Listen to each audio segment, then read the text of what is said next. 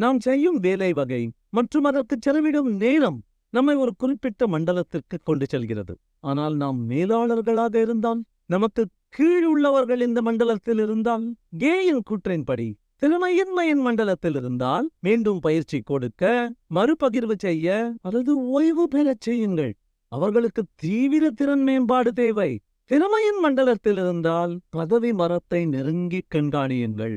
அவர்கள் ஒருவேளை சக ஊழியர்களிடமோ இளையோர்களிடமோ பணியை பங்கிடக்கூடும்.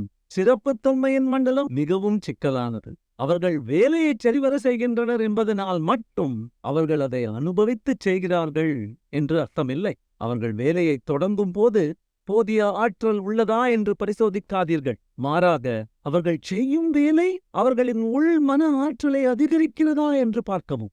ஏனெனில் அவர்கள் மேதாவியின் மண்டலத்தில் இருக்கும் பொழுது அதுவே நடக்கும்.